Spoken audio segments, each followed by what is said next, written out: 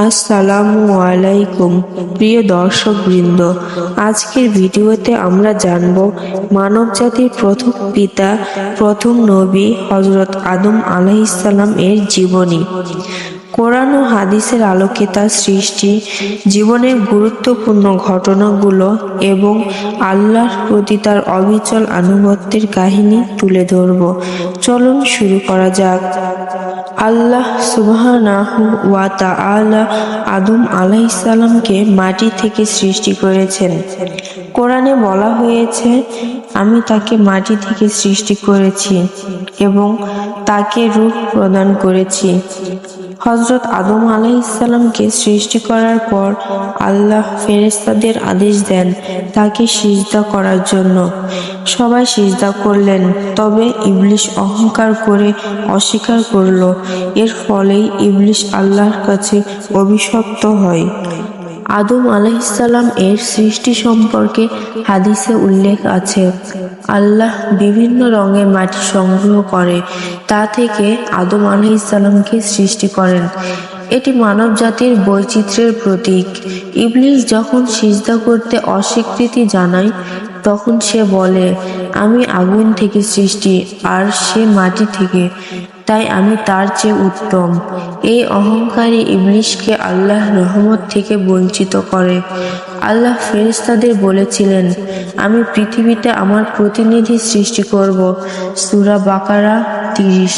ফেরেশতারা জিজ্ঞাসা করেছিলেন, আপনি কি এমন কাউকে সৃষ্টি করবেন যারা সেখানে দাঙ্গা করবে এবং রক্তপাত ঘটাবে? আল্লাহ বলেছিলেন, আমি যা জানি তোমরা তা জানো না।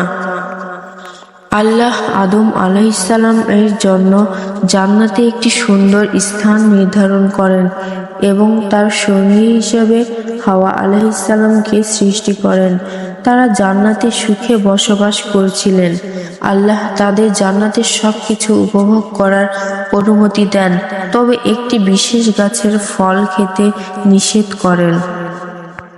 জান্নাতে তাদের জীবন ছিল অত্যন্ত শান্তিপূর্ণ। হাওয়া আলাইহিস সালামের সৃষ্টি সম্পর্কে বলা হয়েছে, আদম আলাইহিস সালাম একাকিত্ব অনুভব করছিলেন। আল্লাহ তার পাঁজরের হাড় থেকে হাওয়া আলাইহিস সালামকে সৃষ্টি করেন এবং তাদের জান্নাতে একত্রে রাখেন। তারা আল্লাহর আদেশ মেনে জান্নাতের প্রতিটি সৌন্দর্য উপভোগ করছিলেন। তবে ইবলিস তাদের প্রতি হিংসাপূর্ণ হয়ে ওঠে এবং তাদের ভুল পথে চালিত করার জন্য বিভিন্ন কৌশল গ্রহণ করে।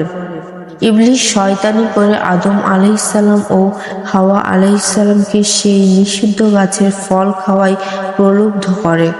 তারা ভুলবশত সেই ফল খেয়ে ফেলেন।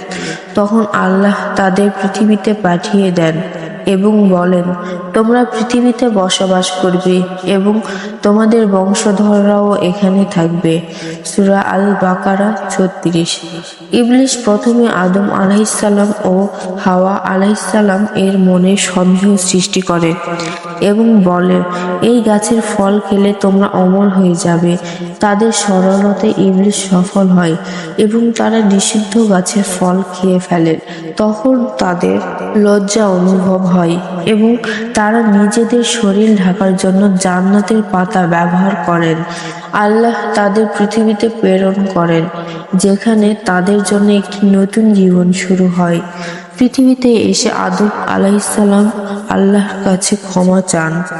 আল্লাহ তার তওবা কবুল করেন। পৃথিবীতে তারা নতুন জীবন শুরু করেন এবং তাদের থেকে মানবজাতির বংশধারা শুরু হয়। পৃথিবীতে তাদের জীবন ছিল পরিশ্রম ও সংগ্রামের। আদম আলাইহিস সালাম কৃষিকাজ শুরু করেন এবং হাওয়া আলাইহিস সালাম পরিবারের যত্ন নেন। তাদের সন্তানদের মধ্যে কাবিল ও হাবিলের ঘটনা মানবজাতির প্রথম বড় শিক্ষা।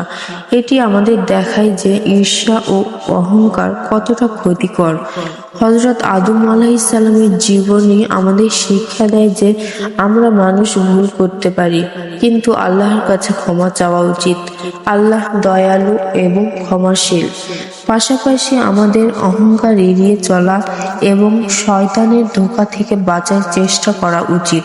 আদম আলাইহিসসালামের জীবনী আমাদের শেখায় যে শয়তান সবসময় আমাদের ভুল পথে চালিত করার চেষ্টা করবে। তাই আমাদের সতর্ক থাকা উচিত এবং আল্লাহর উপর নির্ভর করতে হবে। আল্লাহর প্রতি আনুগত্য এবং তার আদেশ মেনে চলাই আমাদের প্রকৃত দায়িত্ব। প্রিয় দর্শকবৃন্দ, আজকের ভিডিওতে হযরত আদম আলাইহিসসালাম এর জীবনী সম্পর্কে জানলাম। যদি ভিডিওটি ভালো লেগে থাকে তবে লাইক দিন, শেয়ার করুন এবং আমাদের চ্যানেল সাবস্ক্রাইব করতে ভুলবেন না। আল্লাহ আমাদের সবাইকে সঠিক পথে চলার তৌফিক দিন। আসসালামু আলাইকুম।